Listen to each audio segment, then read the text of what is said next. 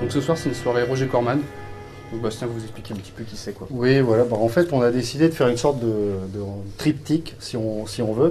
Donc, Roger Corman, le réalisateur, avec sa participation avec l'acteur, le grand acteur Vincent Price, et aussi c'est des adaptations d'Alan Poe, parce qu'il en a fait pas mal dans sa carrière.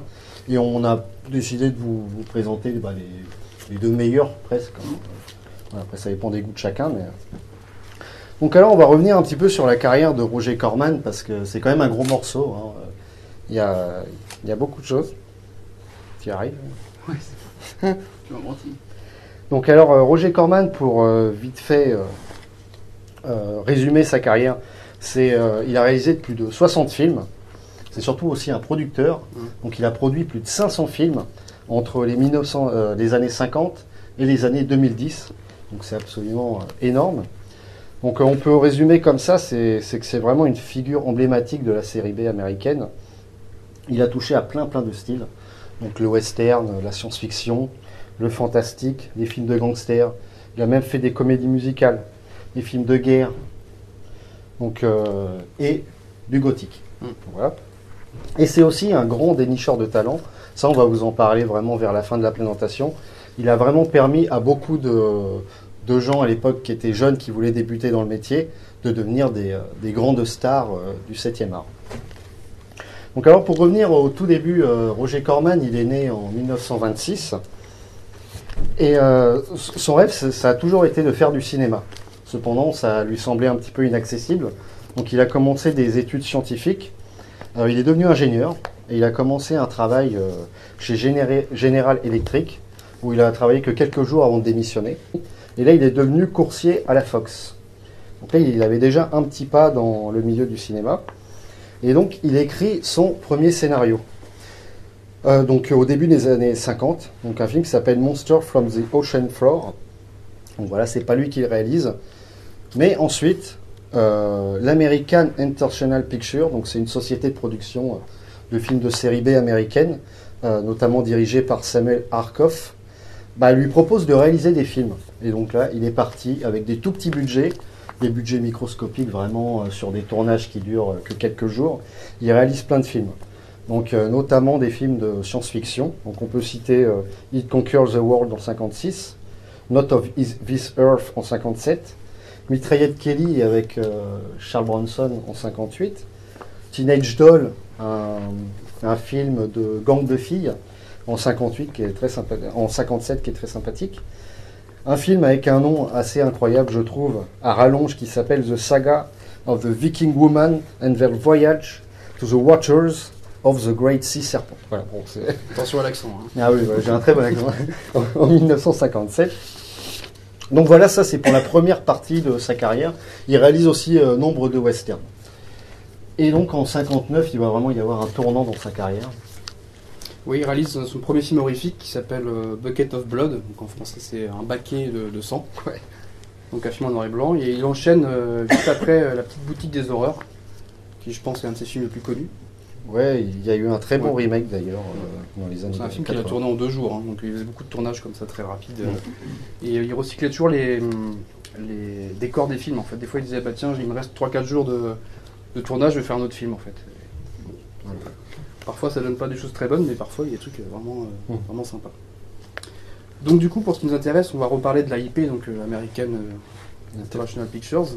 Donc on est à la fin des années 50 et en Angleterre il y a la société de production qui s'appelle la Hammer Films, ceux qui connaissent, qui faisait des films gothiques, un petit peu d'adaptation de Dracula, de Frankenstein, avec des acteurs comme Christopher Lee et Peter Cushing par exemple.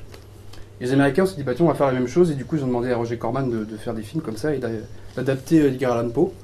Et le premier film est sorti en 60, donc c'est la chute de la maison Usher, qui était un très très grand succès, qui est un très bon film. On hésitait à le passer ce soir aussi, mais bon voilà. Ouais, le choix était difficile, mais donc vous voyez, il enchaînait plein de films comme ça. Entre temps, il faisait d'autres films aussi, un peu plus petit budget quoi, qui fera à peu près une petite dizaine d'autres films gothiques comme ça en 5 ans. Et on a fait quand même presque 10, c'est quand même énorme. Oui.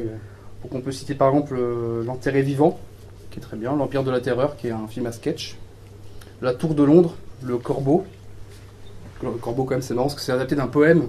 Ils ont réussi à faire un film d'1h20 sur un poème, c'est drôle. Une comédie horrifique, ouais. Vraiment hilarante. Ouais, très drôle. L'Halluciné, donc qui a été commencé par Corman, qui a été fini par son assistant réalisateur qui était Coppola à l'époque, et Jack Nicholson. Ouais. Donc un film qui est très bizarre, hein, qui est à 2 vitesses un peu, mais bon, moi que j'aime bien, donc à voir quoi. Après, il a fait La Malédiction d'Arkham, donc qui est adapté de Poe et de Lovecraft, pour ceux qui connaissent, qui est vraiment un film très pesant, qu'on hésitait aussi à passer, mais excellent film. Je vous le conseille vraiment. Après, Le Masque de la Mort Rouge, donc on passera en deuxième partie de soirée, et La Tombe de l'IGA, qui sont vraiment des bons films, quoi. Il y a des très grands classiques, quoi. Donc on va vous parler un petit peu d'Edgar Allan Poe, donc rapidement, parce que pareil, c'est une carrière assez immense, quoi. Donc c'est un romancier américain qui est né en 1809 et qui est mort en 1949. Donc il est mort assez jeune, dû à sa consommation excessive de stupéfiants. Donc c'est un novelliste et un romancier qui se distingua vraiment par son côté fantastique, qui était pour l'époque un petit peu original quand même, il faut le dire.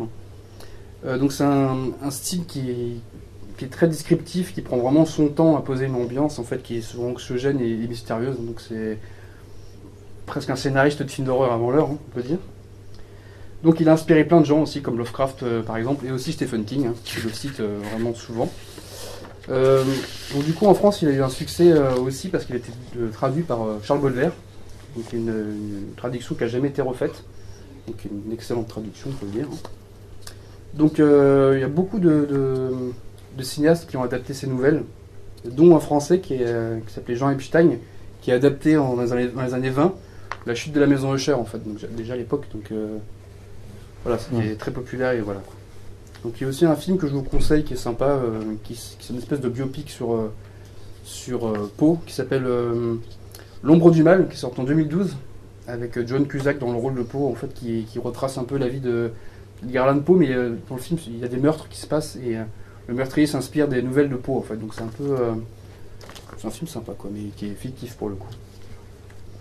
On va vous citer quelques nouvelles de Poe qui sont vraiment indispensables si vous vous intéressez un peu au genre. Donc La Chute de la Maison Usher, Double Assassinat dans la rue Morgue, qui est très bien aussi, Le Masque de la Mort Rouge, Le Puits et le Pendule, Le Chat Noir, qui est sans doute sa plus connue, et Le Corbeau, du coup, qui est un poème.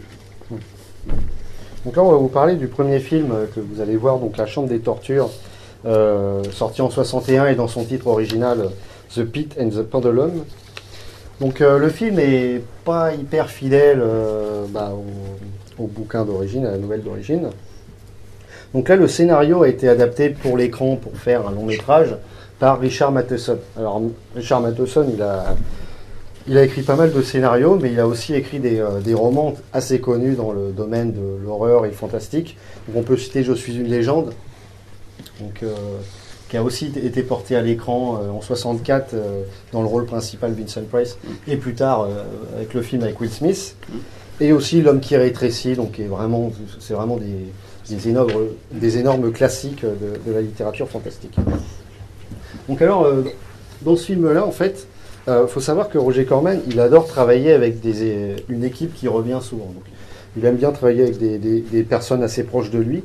Et notamment le directeur artistique qui s'appelle Daniel Haller, pour ce film-là, et aussi il sera directeur artistique sur tous les autres films gothiques de Roger Corman.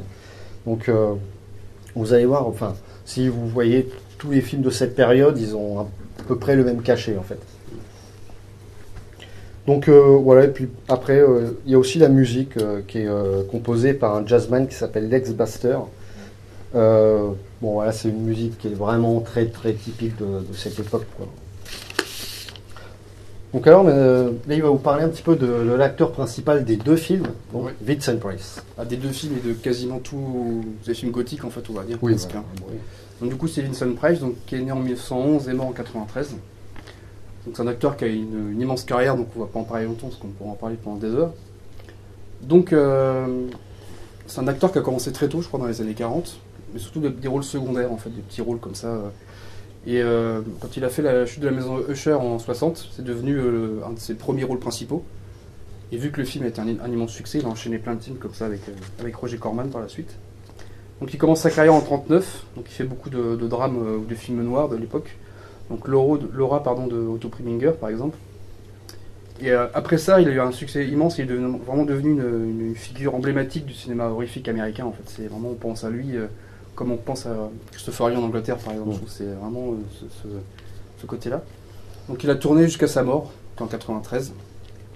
Donc son dernier film c'est Edouard Main d'Argent de Tim Burton, qui vraiment lui a rendu hommage, qui fait le créateur de Johnny Depp en fait. Donc un rôle très touchant aussi je trouve.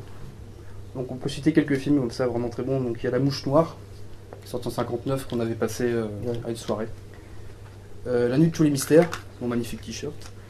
Le Désosseur de cadavres, Je suis une légende, on en parlait tout à l'heure. Le Grand Inquisiteur aussi, qui est un de ses meilleurs rôles. De Michael Reeves. Film vraiment époustouflant. Et aussi un film anglais qui est sympa, c'est L'Abominable Dr. Phibes, où il fait un espèce de tueur fou qui veut ressusciter sa femme, Oui, qui veut venger sa femme. Donc, bon, c'est que quelques films, mais bon, sa carrière, on vous conseille d'aller voir, c'est monstrueux. Quoi. Bah oui. Donc on peut aussi parler qu'il a pas mal inspiré aussi des groupes musicaux, notamment dans la musique métal aussi. Donc on peut aussi parler des groupes comme ZZ Top ou Deep Purple en fait, qui ont fait des musiques sur lui, ou pour les puristes du métal, un groupe qui s'appelle Cathedral aussi, pour ceux qui connaissent, qui ont fait une musique sur Witchfinder General par exemple. Donc, voilà. Il est aussi très connu pour avoir fait la voix de l'album Thriller de Michael Jackson. C'est lui qui rigole dans la musique, quoi. Et aussi l'album d'Alice Cooper, Welcome to My Nightmare, il fait des petits passages de voix comme ça, il raconte des histoires, quoi. Donc il est très présent dans la culture américaine, on va dire. Donc il y a une autre actrice dans le film, dans La Chambre des Tortures, qui s'appelle Barbara Steele, qui est vraiment inévitable quand on s'intéresse un peu au cinéma horrifique de cette période. Donc c'est une actrice anglaise née en 1937. Et elle, en fait, elle va avoir une grosse carrière en Italie, donc au début des années 60. Et un des films qui la transforme directement, quasi en icône, vedette horrifique, c'est Le Masque du démon en 60, donc de Mario Bava. Et donc elle va enchaîner pas mal de films justement en Italie, donc L'effroyable secret du docteur Hitchcock en 62 de Riccardo Freda. Elle tourne aussi des films plus classiques avec des grands cinéastes italiens comme 8 et demi de Fellini en 63. Ensuite, elle retourne vers le cinéma plus horrifique avec Danse macabre en 64 de Corbucci et Margheriti. Ensuite, La sorcière sanglante en 65 de Margheriti. Les amants d'outre-tombe, un film que tu adores, toi, donc en 65 de Mario Caiano. Et ensuite, elle va être prise dans castée dans des films un peu plus modernes, on va dire, donc notamment Le Frisson de Cronenberg en 75. Elle va rejouer pour Fellini dans La Casanova. Elle va avoir un petit rôle aussi dans Piranha de Joe Dante. Produit par Corman. Et donc, un de ses tout derniers rôles, c'est Lost River en 2014 de l'acteur-réalisateur Ryan Gosling. Donc, voilà. Et tu as une petite anecdote par rapport à ce film, justement, et cette actrice? Oui, alors vous allez m'en vouloir parce que du coup, je vais vous spoiler.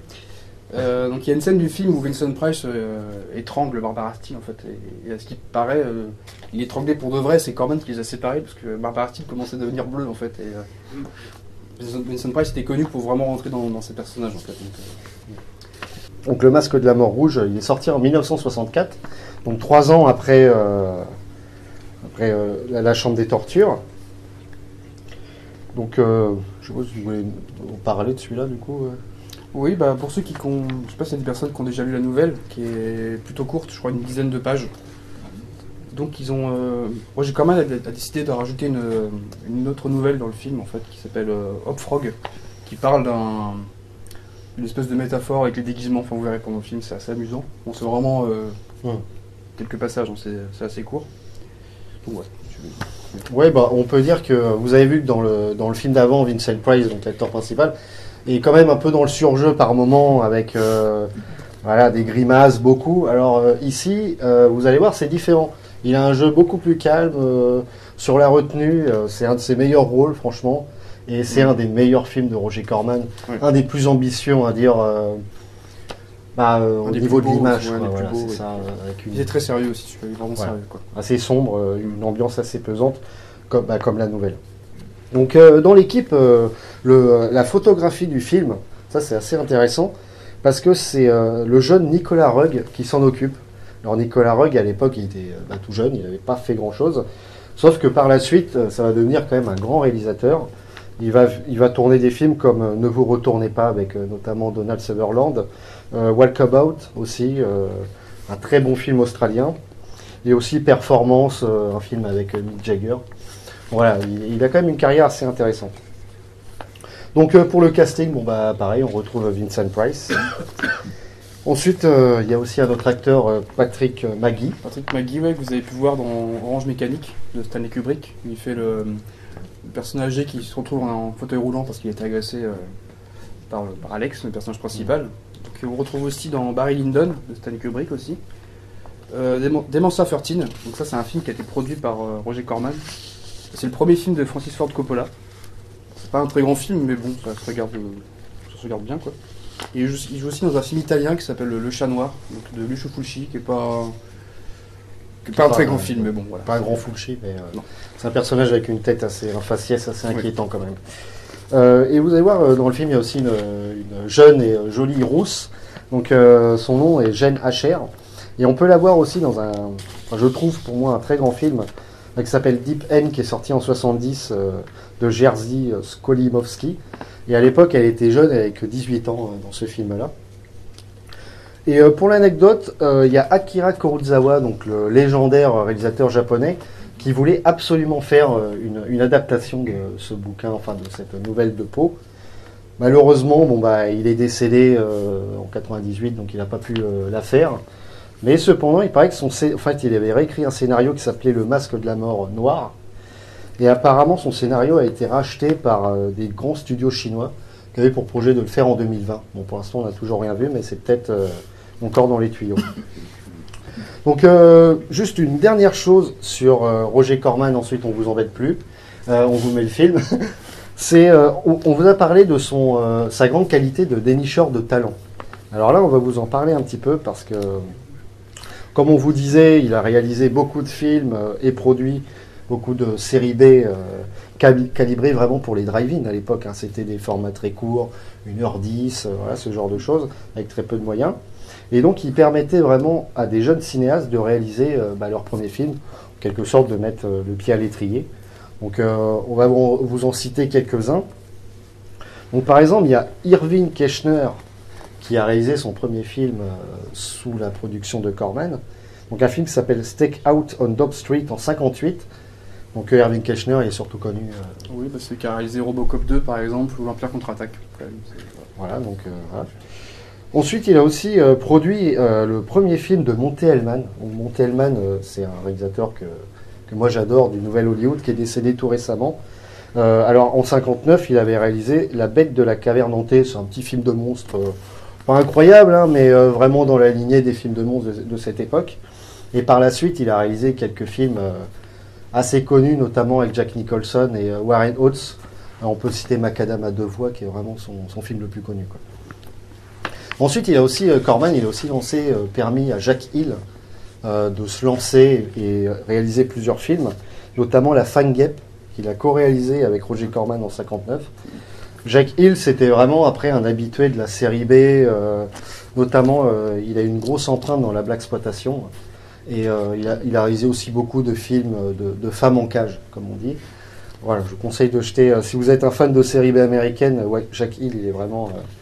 on ne peut pas le contourner, quoi. Donc, comme disait Marvin, quand même le premier film de Francis Ford Coppola. Ouais. Ensuite, il a aussi permis à Peter Bogdanovich de réaliser son premier film en 1968, qui s'appelle Voyage to the Planet of Prehistoric Woman. Et ensuite, par la suite, alors il va complètement s'éloigner de la série B, Bogdanovich. Il va réaliser des films vraiment du Nouvel Hollywood, comme La Dernière Séance, avec Jeff Bridges, qui est vraiment un classique de cette période. Aussi, il a produit, Roger Corman, un des premiers films de Martin Scorsese, qui s'appelle Bertha Boxcar, en 1972. Donc Scorsese avait déjà réalisé un premier film en 1968, Who's Knocking on My Door, si je me souviens bien. Mais là, il lui a donné vraiment plus de moyens, faire un vrai film de gangster avec des stars comme Carradine, le père et le fils. Donc ça, c'est vraiment un très bon film. Et il a aussi produit des trucs complètement bizarres, comme le film d'animation français La Planète Sauvage en 1973 de René Laloux. C'est son premier long métrage d'animation. C'est produit par Roger Corman. Voilà, et puis trois derniers. après on arrête. Donc il a aussi produit le premier film de Jonathan Demme, 5 femmes à abattre en 74. Et Jonathan Demme, bon, il est très connu pour avoir notamment réalisé Le Silence des agneaux, voilà, ce genre de film, quoi. Donc c'est devenu un grand réalisateur par la suite. Aussi Ron Howard. Donc Ron Howard, donc son premier film pour Corman s'appelle Lâcher les bolides en 77. Donc Ron Howard, après, c'est devenu vraiment, on va dire, un réalisateur de studio, en fait. Qui a réalisé plein de films très connus. Je crois Apollo 13, ce genre de choses. Quoi. Willow aussi, pour ceux qui connaissent. Willow, ouais. Puis Solo, Star Wars Story aussi. Star Wars Solo aussi. Ouais. Et donc aussi un dernier, Joe Dante, quand même. Oui, le réalisateur des Gremlins, du coup. Qui a commencé dans l'écurie Corman avec Piranha en 60. Et qui avait un fan club au lycée, ils n'étaient que 2 dans le fan club en fait. Ouais. C'est assez drôle avec des un fan club de Roger Corman. Ouais, oui, j'étais que 2. Bon. On peut aussi parler vite fait des acteurs. Ouais, c'est il a lancé quelques acteurs, tout à l'heure on parlait de Charles Bronson par exemple, qui est devenu une méga star par la suite. Quoi. Voilà, il lui a donné son premier rôle principal dans Mitraille Kelly en 58. On peut aussi parler de Bill Paxton, un acteur qui est mort il n'y a pas très longtemps, il y a 4 ans je crois, qui est connu pour un jeu dans Alien, Terminator, Titanic aussi, qui était un petit peu l'acteur de James Cameron, quoi. Qui lui a été connu avec Corman pour réaliser des petites maquettes en fait, qui étaient vraiment plus jeunes, quoi. Voilà. On peut parler aussi d'un des acteurs fétiches de Roger Corman qu'il a fait jouer dans au moins une vingtaine de ses films, qui s'appelle Dick Miller. Il a notamment joué dans ses tout premiers films de science-fiction. C'est un acteur que moi j'adore, avec un faciès pas croyable, et qui est devenu ensuite un des acteurs fétiches de Joe Dante, parce qu'il apparaît dans tous les films de Joe Dante. Donc toujours des 15e rôles, hein, comme on dit, mais voilà. Il a aussi donné la chance à Jack Nicholson aussi de faire ses premières apparitions, remarquées, on va dire, devant l'écran. Après, il a fait aussi connaître William Shatner, qui est surtout connu pour être le plus vieil homme à avoir été dans l'espace. Ouais, tout récemment. Non, donc il est surtout connu pour être le Captain Kirk dans Star Trek. Voilà, c'est un super film avec The Intruder, du coup, le film. Voilà, c'est un des meilleurs films et un des plus personnels de Roger Corman. Vraiment excellent, ces films. Et puis il y a aussi Peter Fonda et Bruce Dern. Voilà, bon. Donc voilà, pour finir notre grand exposé sur Roger Corman, on peut dire que c'est vraiment une figure emblématique et légendaire de la série B américaine, et même du cinéma américain tout court, vu les grands talents qu'il a lancés, quoi. Et pour vraiment la toute fin, il y a eu un projet de biopic sur Roger Corman qui a été lancé en 2013 par Joe Dante, en fait. Qui devait s'appeler The Man with the Kaleidoscope Eyes, et ça devait être Quentin Tarantino qui jouait Roger Corman.